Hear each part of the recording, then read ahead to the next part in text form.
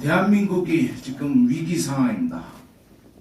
중국 폐렴 때문에 앞으로 죽어나가는 사람이 세월호 때 숫자를 훨씬 초과할 걸로 예상이 됩니다. 그것보다도 지금 거리에 나가보면 사람이 없습니다. 자영업자들 매출액은 지금 5분의 1 수준으로 떨어졌고요. 휴업, 폐업이 속출되고 있습니다. 또 중소기업도 가동률이 현격하게 떨어지기 시작했습니다. 과연 우리가 이 사태를 겪고 나서 다시 회복될 수 있을까?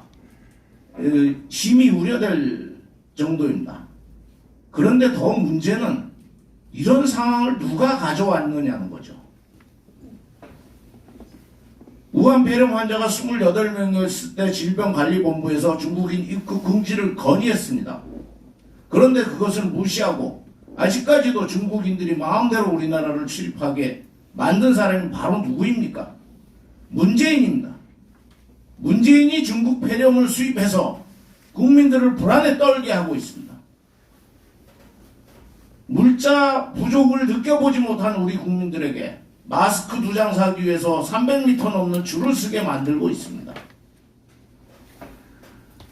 그런데 더 한심한 것은 소위 거대 야당이라는 미래통합당의 행태입니다.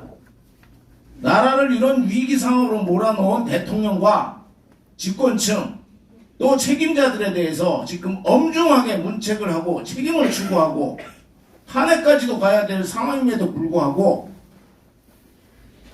소위 거대 야당이라는 곳은 전국 주사파로 구성된 지금 문재인 정권과 손을 잡고 개헌안을 추진하고 있습니다. 지금 국민 발언권 개헌안은 이 소위 원포인트 개헌안은 바로 사회주의 개헌안을 도입하기 위한 전 단계로 추진되고 있는 것입니다.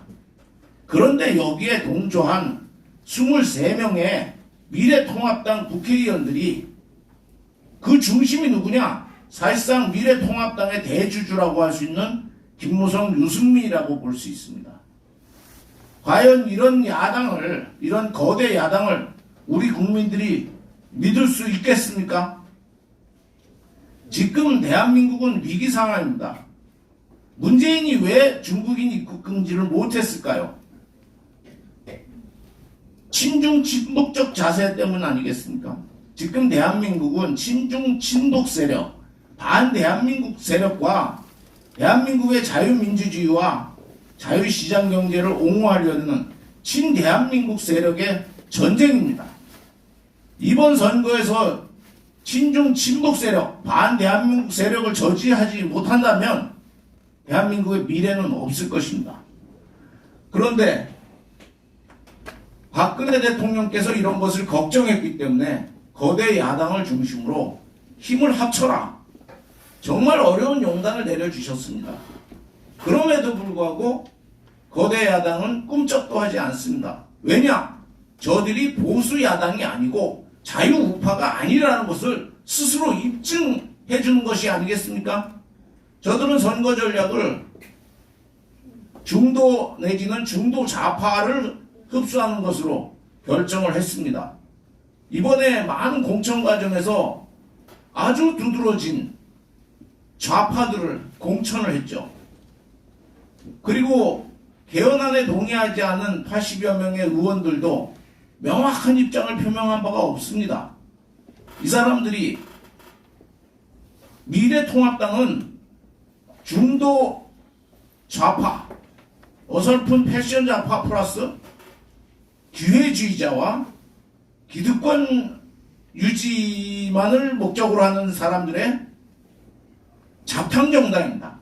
이런 정당에게 우리나라의 미래를 맡길 수는 없습니다. 여기서 우리 자유공화당이 존재 의의가 있는 거고 우리 자유공화당이 반드시 선거에서 승리해야만 하는 것입니다. 자유공화당이 존재함으로써만 대한민국이 살아남을 수 있고 대한민국의 미래가 보장됩니다. 우리 여기 참석하신 당직자 여러분들 모두 이 부분에 대해서 확실한 신념, 확신을 가지고 정신 똑바로 차리고 싸워나간다면 우리가 이번 총선에서도 반드시 승리할 수 있고 대한민국의 미래를 밝은 미래를 우리가 지켜나갈 수 있을 것이라고 생각을 합니다. 지금 제도권 언론들은 완전히 기울어져 있죠.